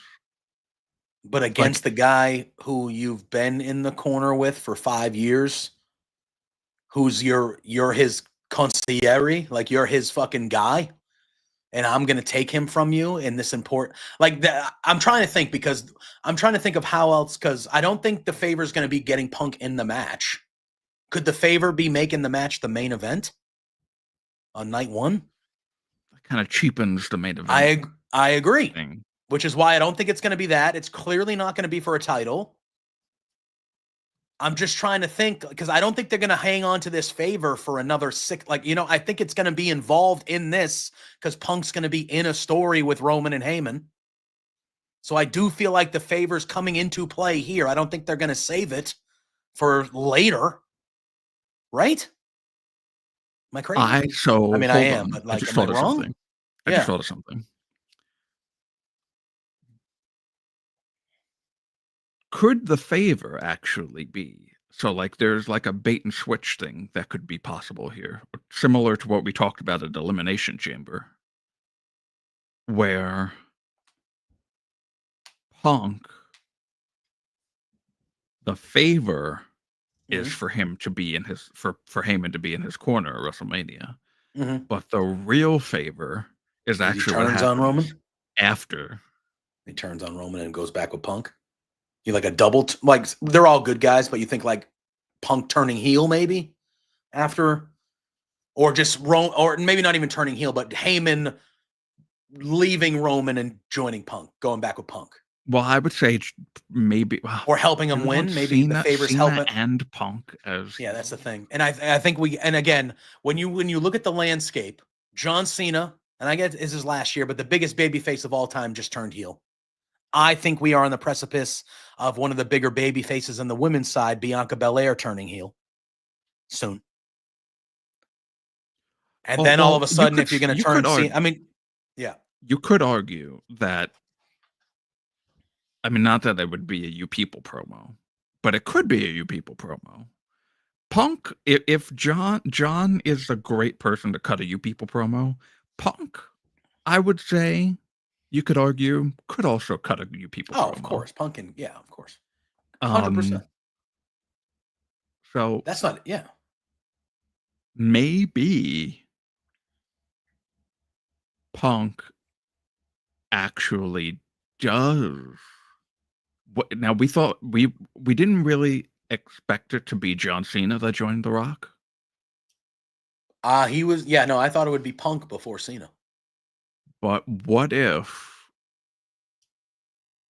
there still is one more person that joins? Isn't that Punk? There you go. Well, you got Spencer kind of leaning into it. He says, I think it's bigger. I think CM Punk's favor is for him to ditch Roman and then both Heyman and Punk turn heel. That's my idea. That could happen. I think that is a legitimate thing. Paul turns on Roman like he did on Brock for the big show. But we've already seen him turn on Roman before. To go back to Brock. Well, you know? That wasn't technically a turn. I mean, that was against Bobby Lashley, I guess, right? So it technically wasn't. It was like, oh, what are you doing here, Brock? Type of a thing where he had to choose really between the both of them. But he never specifically ever chose Brock. Yeah. I don't know. I'm trying to think because, I think the turn. Or I don't know. I do think the favor. I do think the look. We got more weeks to get into this, but we'll see on Friday. Maybe they bring it up on Friday. But I do think the favor is coming into play here soon. I really do. Over the next couple weeks, like I think that favor. I almost said flavor. That favor is going to be in the forefront. So I'm very intrigued to see what it is. And I think, Sandy leans into it. We're talking about the Heyman and Punk side of it. I think Roman's going to have some stuff to say to Heyman about what he saw. I know he went in there and he handled business and took care of Punk, but like, I'm pretty sure Roman is going to have a conversation. Like Roman's going to be like, Hey, wise man, what the hell was that? We got to talk about that for a minute here. So I do think there's the whole Roman side of it that we're only really talking about Heyman and Punk. There's the whole Roman side of it. What if Roman says, hey, Paul, you can go F yourself. I'm just going to make the decision for you. Kind of thing. Like there's that whole other side of it as well. Right.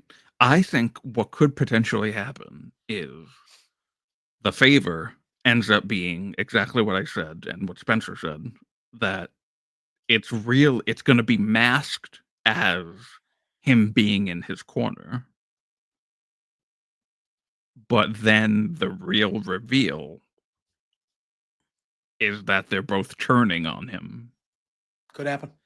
And now it's Punk and Heyman again. But you could also include night 2, John Cena and Cody Rhodes. Cody's match with him, it's looking like, Cody's going to retain. And The Rock is there. And it's not The Rock who interferes. It's Punk that interferes and costs Cody. Remember, I'm going to stab you in the front. That promo. It's going to be Punk that costs Cody. And then what happens is Punk is revealed as the third guy in this group, with Heyman as No, their. that's too super of a group. You can do that. You're I gonna don't make know. that group. You're gonna do Paul Heyman, The Rock, John Cena, and CM Punk, and Travis Scott. The Rock isn't going to be around all the time. That's fair. John Cena isn't going to be around all the time. Really, the only person that's full time out of all of them would be Punk. That would be a massive group if they did that. I mean, I wouldn't be against it. I wouldn't be. Kind of like the old men. The old men. In 2025, you got The Rock, Cena, and Punk as the All main three heel group, have and all the young lots guys of are like, history with each other. F these guys. All the young guys are like, F these guys, man. The fuck? Really, I mean, think about it. The whole thing with Punk, with Cena and Rock, was their feud in 2010, 2011, and 2012. That's right, twice in a lifetime. The whole spiel is they were always apart from each other. They were never together. Now they are the well, I mean, John didn't go into the Hollywood thing or the Rock at all, but they are definitely aligned. There's how do you explain Elimination Chamber if they're not aligned? This whole thing, I mean, that means that there was a discussion and John was supposed to do it in that moment when he gave the signal. So they're aligned in some fashion. Maybe. We'll see. I mean, again, The Rock can come in and make the decision. To bring Punk into this, there was the whole three-way dance between them that was supposed to be originally the three-way of Rock, Cena, Punk back in 2012 at WrestleMania, but 2012 or 2013? I don't remember. 1 or 2 years. The wrong guy to ask about time. No, it was 2013 because Cena and Punk had that match for the right to go to WrestleMania to face The Rock. And it was supposed to be a triple threat, but Vince changed it. So there's a whole storied history between the three of them. They've both been foes. All three of them have been foes, and all three of them have been friends. So it isn't far-fetched to think that Punk could be included in this group. Maybe.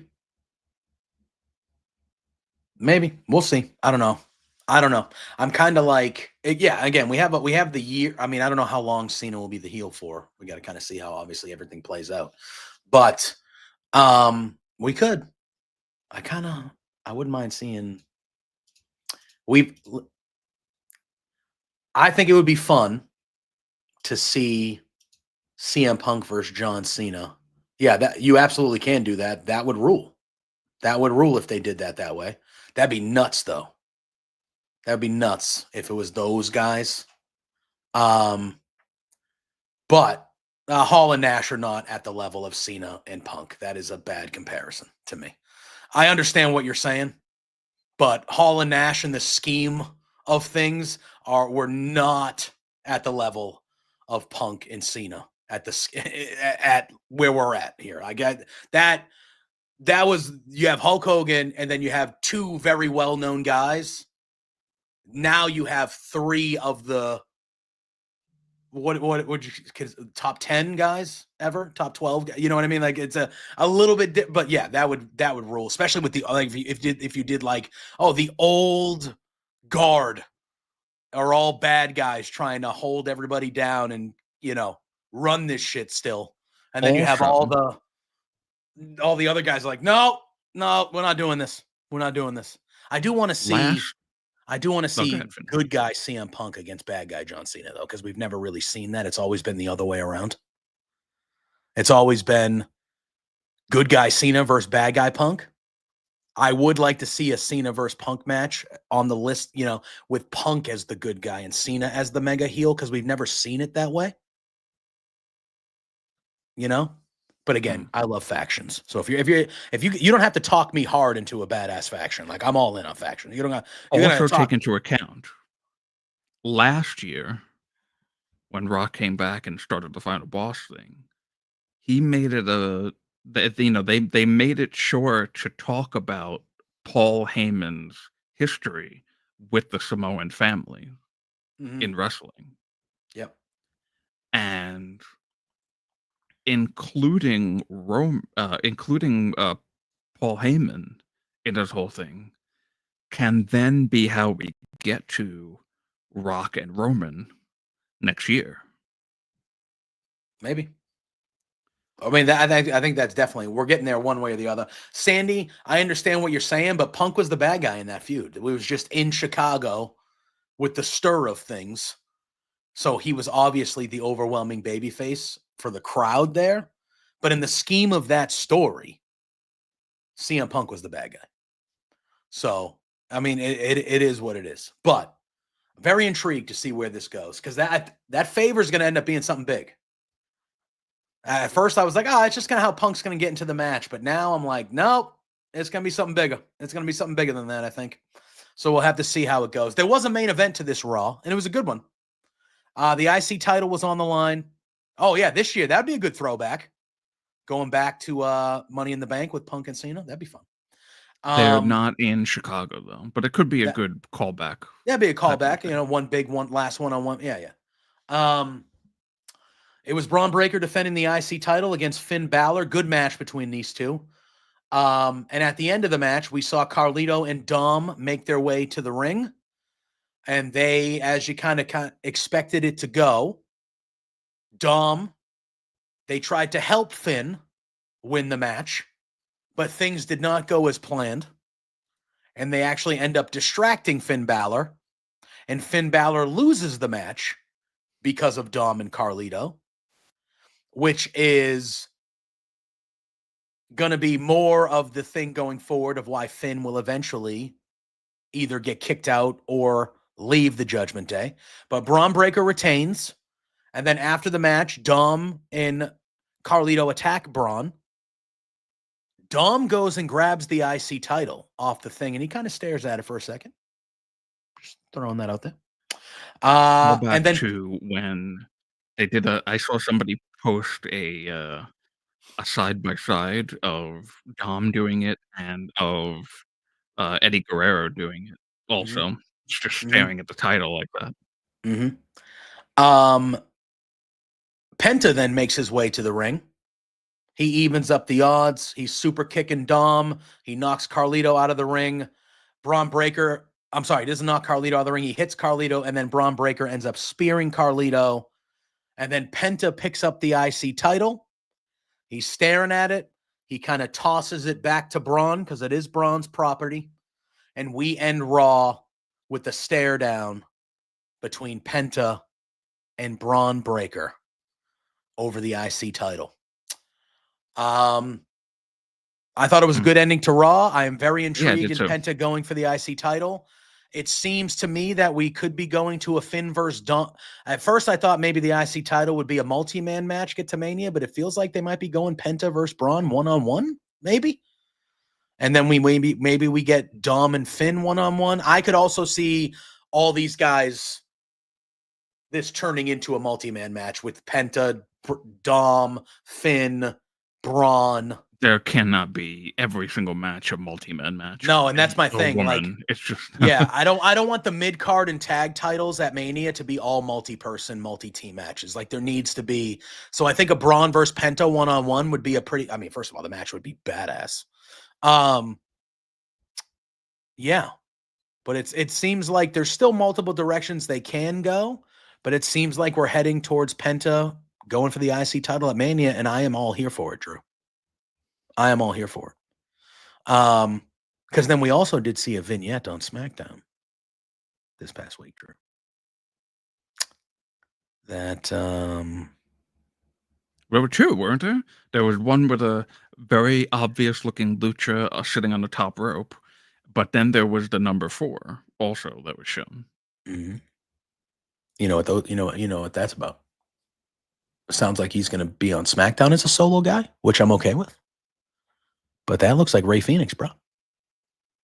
It does. So Rey Fenix looks like he's coming soon, and he's going to be on SmackDown. And I think that's a good spot for him. You have Penta doing his thing solo over on Raw, and then you have Rey Fenix doing his thing solo and establishing himself over on SmackDown.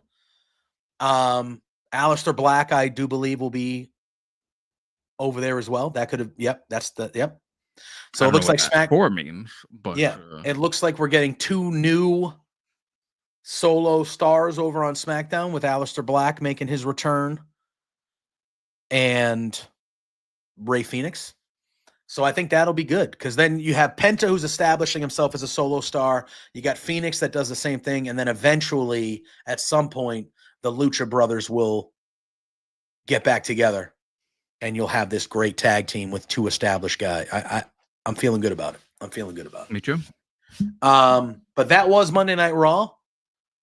Obviously, the show was dominated by the Cena Cody promo at the top. But a good show overall. The crowd was excellent as usual. And there was some good stuff on SmackDown too.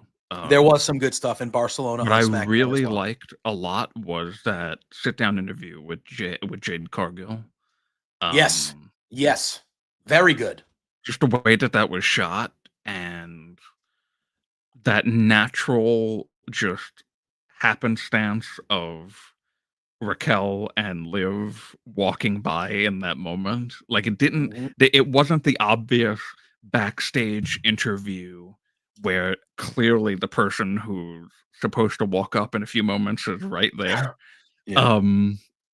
This was a really good, like, oh, hey, everybody's just walking in, getting ready for the show. And, oh, look, there's Jade being interviewed right up there. It was a very natural feeling. And it was awesome. It was great material. That was really good. Axiom having that match with Gunther on SmackDown was amazing. Amazing moment. Amazing match.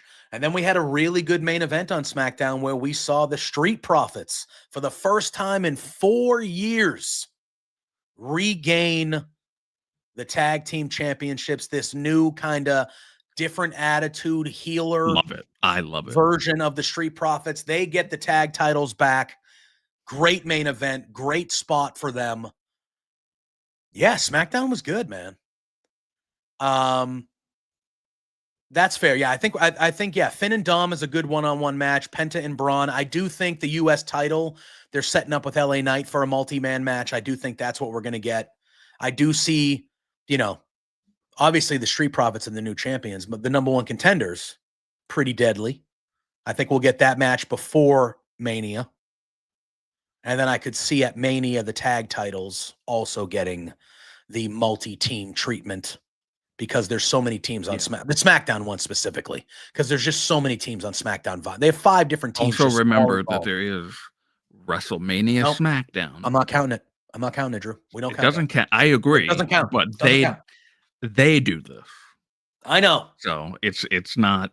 It doesn't count though. I can't count it. But anyway, they also did do this, like the same thing that they did with Seth on Raw. They also kind of did with Cody and Heyman. Yep. On SmackDown. It was like Cody comes out for Miz TV and then just gives Miz the crossroads and is like, all right, see you on Raw. And then I was like, okay, that was great. And then Paul Heyman came out later and was talking about how it was Roman Reigns Day because 2K25 came out and Roman Reigns is on the cover. Yeah. And then it was like, what did he say? He said that they hit Seth Rollins' song. If anybody has a problem with that fact, or that it's Roman Reigns Day, or that Roman is on the cover of the video game, then they could say it straight to the face of the tribal chief in Italy next week on SmackDown. It's like, okay, oh, I see what we're doing here. Yeah, it's kind of shitty, but okay. Yeah, I saw. But again, SmackDown was a really, really good show. A lot happened. They're really ramping up here. We're getting new champions weekly at this point, it feels like. And there was, our Randy Orton and Carmelo Hayes also had a really good match on SmackDown. That was really good. I love seeing Carmelo in those spots against guys like that. Like, he is right up there. They continued the push to Drew McIntyre and Damian Priest. I thought they did that pretty well on SmackDown, kind of continuing that and really getting that one ramped up. It was a good weekend of shows for the first batch in Europe, and they're in Europe for the next 2 weeks as well. So we have this Friday in Italy. We have next Monday in Scotland. They're in Glasgow next. And then we have SmackDown and Raw are both in London, and then they come home. So we get, that's the next couple weeks. Should be really good as we continue the road to WrestleMania. And they're humming, man. WWE is humming right now. There's a lot of stuff going on, and it's really good. It's really, really good. Drew, I know you're reeling from your ended relationship. But can you let the people know where they can find you, what you got coming up this week, and then we will make our way out of here. You can find Definitely Real Single Me at the Drew Nicholas on both Twitter and Blue Sky. I'll be back here once again on Thursday morning with this fine fellow to talk about AEW, Firmly AEW. And that's pretty much it. And I'm on the Roundtable Pro Wrestling Podcast. You can go see us over there. Cena was not a thorn in my side today. I guess he had other things to do. He left me alone. And we're doing a trivia. We do a trivia over at the Roundtable every Wednesday night after Dynamite. So come join us for that. Yeah. Drew just told you Thursday morning where him and I will be. Thursday night, Drew. There hasn't been a ton of promotion about it. It is what it is. We got episode 200 Thursday night.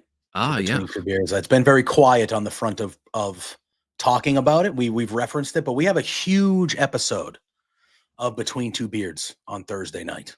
200 episodes of the flashback of the the flashback. What the hell's wrong with me? The flagship show here.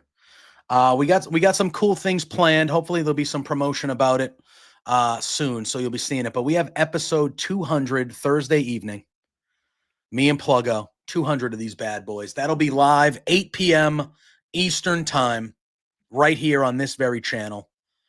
Other than that, you can follow me at JPJ Loves Gaming on all social media platforms. I join the boys on Mondays after Raw over at bodyslam.net for the Raw Dogs post show. That's a lot of fun. Yesterday it was at 6 o'clock in the afternoon or dinner time because it's weird. They're in Europe now, obviously. But that's been a fun little thing joining them. Be on the lookout. Maybe another announcement from me with Body Slam coming soon. You never know. But be on the lookout. We could probably go back and check, Sandy, but I think it's too hard at this point to count the episode counters for Firmly. If I had to spitball it, it's probably around like 30. Yeah, because we started WWE late, like after SummerSlam last year. After SummerSlam, yeah. So this one, WWE Firmly hasn't been around that long. AEW we've been doing for a few years. We've been doing for a few years almost at this point. So that one would have a longer episode count, but either way. So that's where you can find me. JPJ Loves Gaming. MLB The Show just came out, so God knows I'm playing hours and hours and hours of that game over on my Twitch channel. But Thursday mornings, well, this Thursday morning, me and Drew, Firmly AEW, 10 a.m., and then Thursday night, episode 200 for Between Two Beards. Make sure you're following Love Wrestling as well as we have For Exposure. We have the Sunday Brunch. We have a little old wrestling company called Love Pro Wrestling that has Deonna Purrazzo and GCW heavyweight champion Effie on the show at the end of the month, this month. You know, we got some cool shit going on.